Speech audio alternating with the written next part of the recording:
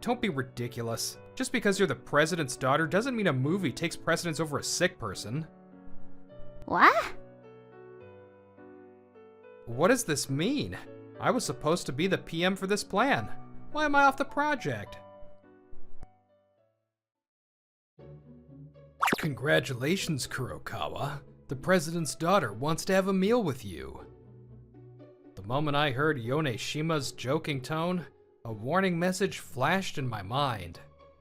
Critical system failure. Cause? Human relations. Do I have the right to refuse?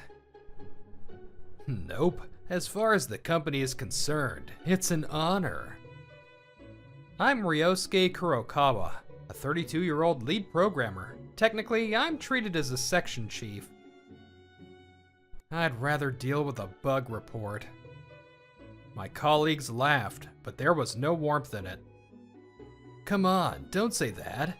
It means you've been marked as a rising star. The president's daughter, Miki Takimoto, 28 years old. No one in the company can go against her. She's a lead programmer like me, but since we're in different sections, we rarely crossed paths. Understood. I'll brace myself and go. And so, the weekend came. The designated high-end restaurant was on a high floor with glass walls. This view looks like something out of generative AI. What's that supposed to mean? Interesting perspective. But no, keep your eyes on me during our date. My apologies. Also, you don't need to be so formal. You're older than me after all. I hesitated for a moment, wondering if that was really okay, but refusing her permission might just upset her more. So, why me? Because you're talented. Plus, you're not bad looking. I've decided to make you mine. Nice to meet you. You haven't even considered the possibility that I might refuse, have you? Specs are decided by the higher-ups, right? The on-site team just has to make an effort to meet those specs. The waterfall model, huh? Personally, I prefer my romance to be a bit more agile. I don't dislike that kind of comeback. But no can do. My wishes are absolute. If you have a girlfriend, break up with her. She's not giving me a choice. Well, I'm practically married to my job anyway. I'd never really talked to Miki before, but she's pretty much exactly how I imagined. This is bad. How am I supposed to turn her down? After this, let's go see a movie. After eating French food I couldn't really taste at that fancy restaurant, we walked through the city. The conversation consisted entirely of Miki talking at me. We could have taken a taxi to the theater, but walking like this has a nice mood to it, don't you think? Papa said, the city at night is dangerous, but he's so overprotective. It's annoying. As I kept giving half-hearted replies, I noticed a commotion up ahead. I can't breathe.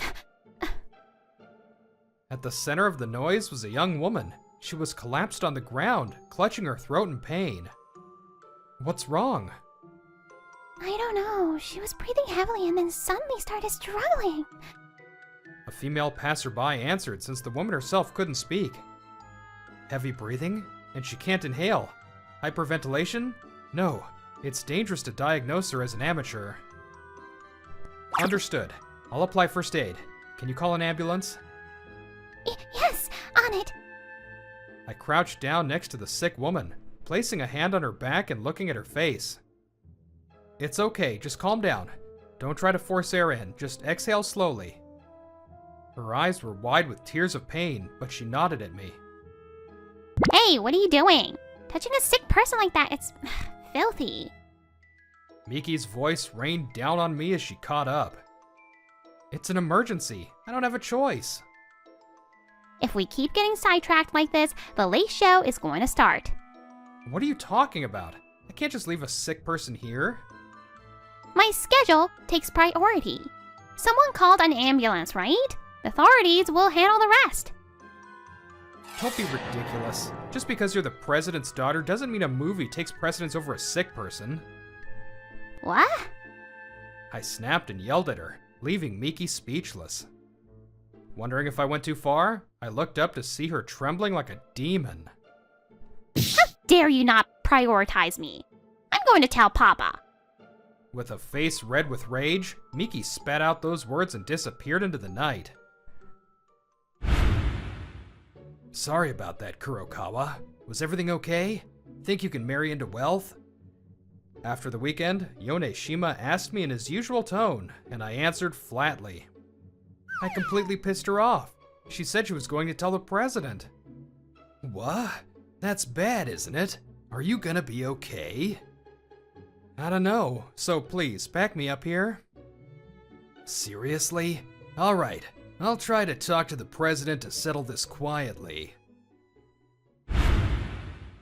Maybe thanks to Yone Shima's assurance, nothing happened for a while. Yone Shima is a smooth talker, but he's actually pretty reliable when it counts. Or so I thought. Maybe praising him jinxed it, because about a month later, the consequences finally hit. What does this mean? I was supposed to be the PM for this plan. Why am I off the project? I demanded an explanation from Yone Shima. I had been removed from a major project. It's the president's wish. I'm sorry I couldn't protect you completely. Miki will be taking over as PM for this project instead of you, Kurokawa. So, it's retaliation. I never thought I'd have my job stolen by Miki. I managed to prevent you from being demoted to a remote office, but I couldn't stop this. This is unfair labor practice, isn't it? I could go to the Labor Standards Inspection Office. No, please, just bear with it this one time. I promise I'll give you the next opportunity, and soon. With Yone Shima begging me with his hands clasped, I couldn't push the issue any further. I wasn't entirely convinced, but then, one day... Mr. Ryosuke Kurokawa, please come to the Information Systems Department when you have a moment. A message popped up in the corner of my screen. I clicked and saw the sender was Nodoka Amasaka. A summons to the Info Systems Department? Did I mess something up? Infosys is the backbone that manages the entire company network and systems. I had no idea what it was about, but since I was kicked off the project and had free time, I decided to head over immediately. Inside the room were 3 men and women. Except for one, they were all glued to their screens. Then, that one person stood up. Ryosuke, I apologize for calling you so suddenly. Are you Nodoka? When I asked, the woman looked a bit troubled before introducing herself. No, I'm Eiko Mitsuishi. Nodoka is my friend. She's the one peeking at you over there. I looked where she pointed, and saw a woman pretending to look at her screen while stealing glances at me.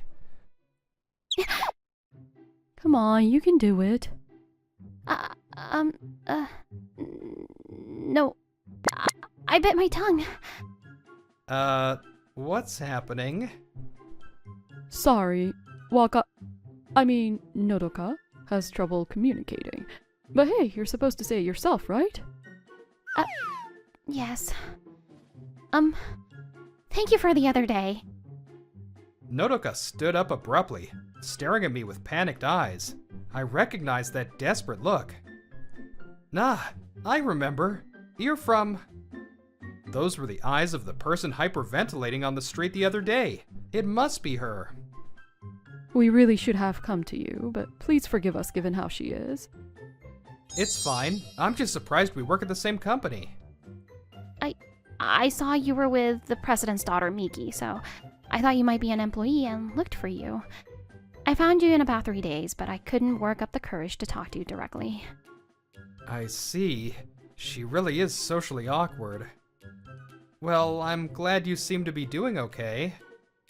That day, I think I overdosed on caffeine and had a panic attack. I'm sorry for causing trouble. Also, you got into a fight with Miki because of me, right? I'm so sorry. No. Miki was the one in the wrong, so don't worry. Besides, it was actually a blessing in disguise. What do you mean? She had set her sights on me and I was in a bind, though the price for breaking up was getting kicked off my project. No way! Because of me. I understand. I will secure evidence of that unfair personnel action. Wait a second. Why all of a sudden? Confused by her sudden declaration, I looked to Eiko for help, but... It's safe to leave it to her.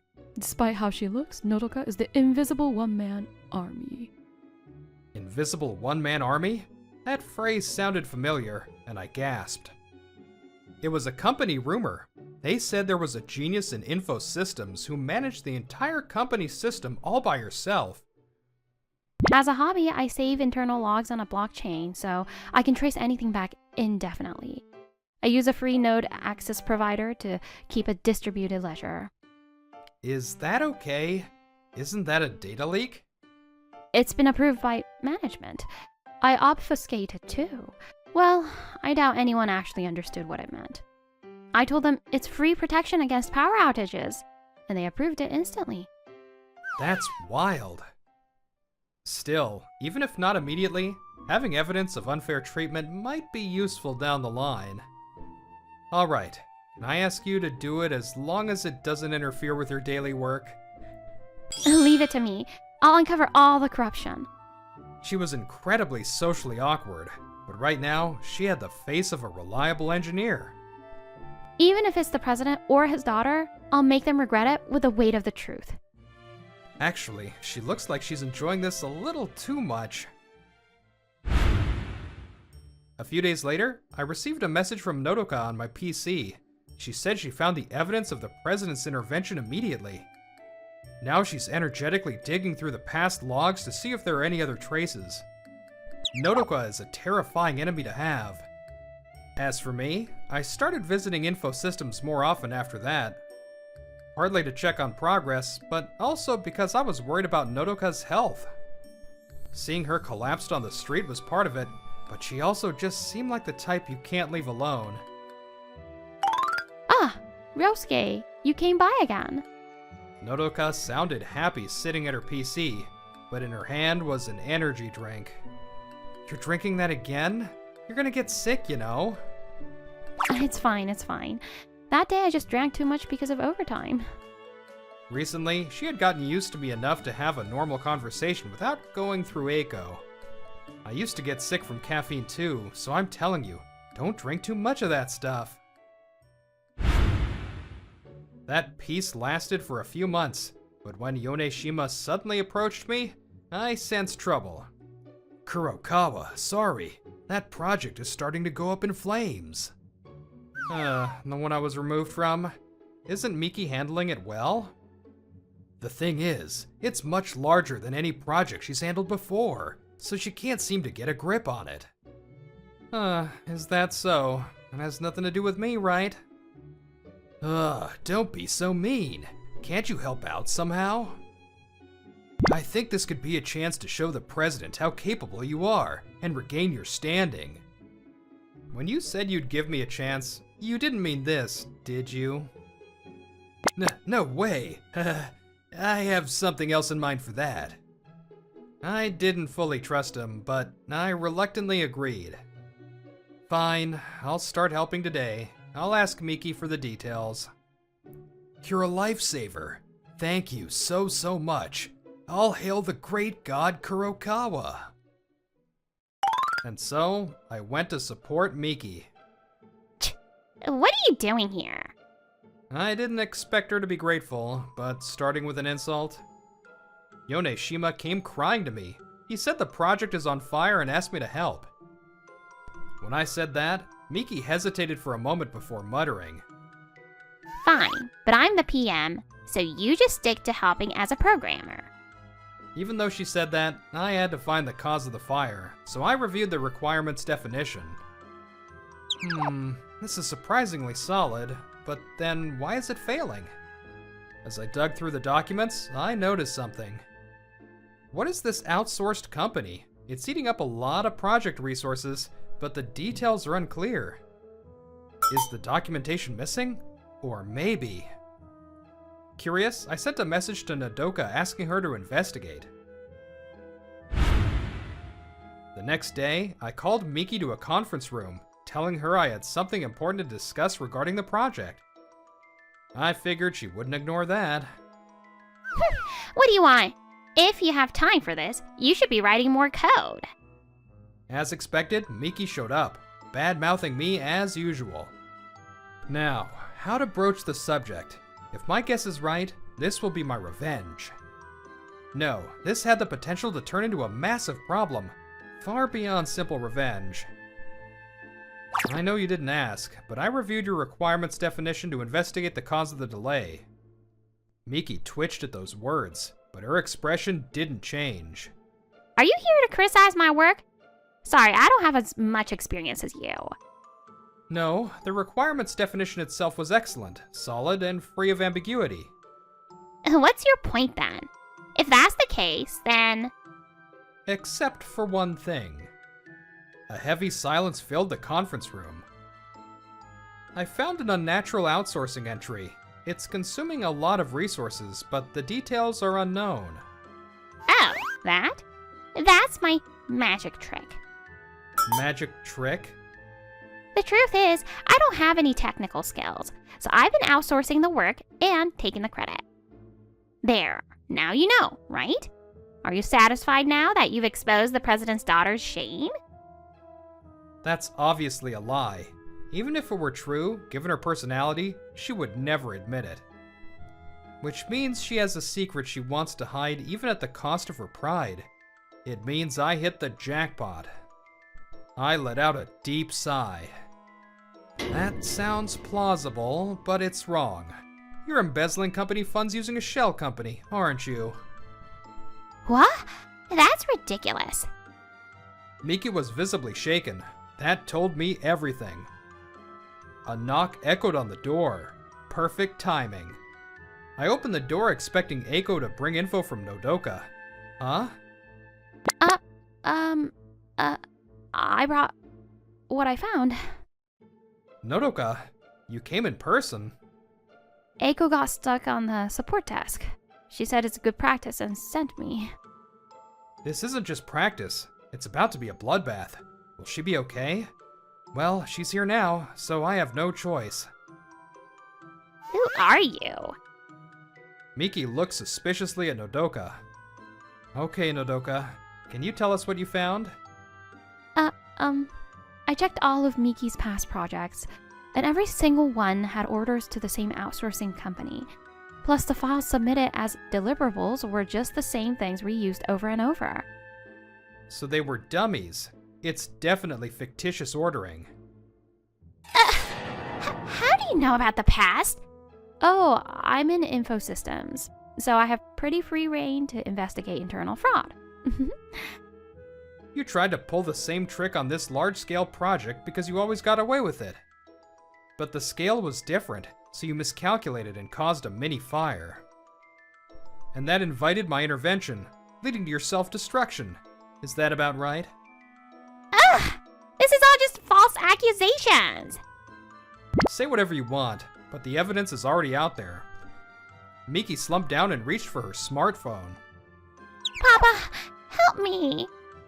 It's useless. Even the president can't cover up embezzlement. As I said that, Nodoka muttered from the side.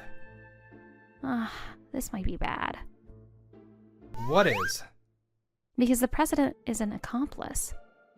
Miki and I both froze at Nodoka's words. Why would you say that? Miki, the president, and Yamanaka from accounting are all involved, right? Bullseye. Miki gasped and went silent. So if he realizes he's been caught, he might try something. How do you know all that? While I was digging into the unfair personnel action, I found some fraud that looked unrelated, so I checked it out too. So you even knew before I asked you to investigate yesterday? Until you asked, I was planning to ignore it since it didn't concern me. No concern for good or evil? A true super engineer interested only in technology. That was a very Nodoka answer. While I was being amazed by Nodoka in various ways, it suddenly got noisy outside the conference room. Then came the sound of running footsteps and... Nodoka! Ransomware infection! It was Eiko who had burst into the room. So that's his play. The president chose to destroy all the evidence. Ransomware is a nasty virus that infects internal systems and locks up data. Following Eiko out of the room, I saw red infection screens on displays everywhere. It was an unfamiliar screen, but its ominous look drove home the terror of the virus. It suddenly invaded the system a moment ago and spread instantly. Normally, ransomware holds data hostage for money, but if this is the president's doing, the payment destination is a dummy, and the goal is undoubtedly data destruction. Screams were echoing all around. This was the cause of the commotion earlier. I came out to see what the noise was about. What is all this commotion? President feigned ignorance as he entered the development office. Ransomware. Someone must have clicked a link they shouldn't have. This is troubling. President, you're just... Oh, it's Kurokawa, the man who toyed with my daughter. What? Not content with that, I hear you're blackmailing her with baseless fabrications. If I knew this would happen, I should have transferred you to the countryside immediately. I showed mercy because Yone Shima put his neck on the line to protect you, but that was a mistake. My eyes widened at this new information, but right now, something else mattered more, so I glared back at the president. Baseless? The suspicion of Miki's embezzlement is clear. Oh, then where is the evidence? The evidence is... I started to speak, then choked on my words. Because the evidence was locked away by the ransomware. Well, tell me where this evidence is. If the system is restored, I might be able to present it. But that would take time, and the chances of him taking countermeasures in the meantime were extremely high. Damn. Ryosuke, you don't need to worry so much. I looked over to see Nodoka casually tapping on her smartphone. But somehow, her vibe was... You've got some nerve destroying my system. Who is this girl? At least look up from your phone, would you? I'm Amasaka from Infosystems. I was just confirming the log of you launching the ransomware from a USB drive, President. What? Impossible. The log should have been destroyed. Uh-oh, Nodoka snapped. Our company logs are managed on a distributed ledger. Did you forget you approved it yourself? Distributed ledger? What are you talking about? Logs are automatically saved externally at the same time as internally, via blockchain. The president turned pale as Nodoka cornered him. Ransomware was a bad move. The logs are perfectly preserved. Also, we have system backups, so we can fully restore everything in a week. Which means the president is... Yes, the president is caught red-handed for obstruction of business by damaging a computer. Ryosuke, please call the police. Afterward, the arrested president was dismissed at an extraordinary shareholders meeting and faced a lawsuit for damages. Also, thanks to traces left in the restored system, the full extent of the embezzlement was revealed. As Nodoka pointed out, the three involved were the president, Miki, and Yamanaka from accounting. Why? It was going so well. Turns out, Miki had been ordering from a relative's company. All three were set to be prosecuted for embezzlement, fraud, and breach of trust. Manager, I heard. You put your own job on the line to protect me. After the turmoil, I spoke to Yone Shima immediately. Caught, he scratched his cheek awkwardly. Well, losing you would have been a huge blow, you know. You might have been better off quitting, but I couldn't refuse that dinner invitation for you in the first place, so that's that. He claimed he did it for himself and the department, but if he got fired for it, it would have been all for nothing. It was probably partly calculation, but not entirely. I bowed deeply at his awkward kindness. Restoration complete. A few days later, the system was finally restored. Rumor has it a director with no blood relation to the previous family will become the new president. Good work, Nodoka. Ah, Ryosuke, you're here. Having pulled all-nighters for days to restore the system, Nodoka gave me a tired, wobbly smile. Here, some vitamin-packed fruit juice. Drink it if you'd like.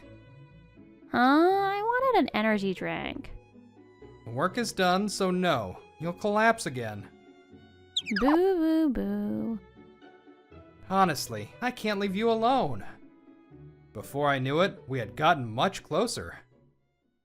Hey, Nodoka, can I take you out to dinner to celebrate finishing the work and as a thank you? Huh? Well, if it's somewhere with few people. Got it. Now I'll find a nice hideaway spot. Nodoka smiled, as if drawn in by me. It's hard to believe this innocent-looking girl is such a mastermind. It seems I've fallen for that contradiction in her. You know, I actually like junk food, like burgers and pizza. A hideaway fast food joint? This is gonna be a challenge. Hmm? In an age where technology records the truth, perhaps what matters most is human integrity. If possible, I want to live a life that I never have to hide from the truth. Well, Miki and the president got what they deserved in the end. If you enjoyed the video, don't forget to give it a thumbs up and subscribe to our channel. See you in the next video.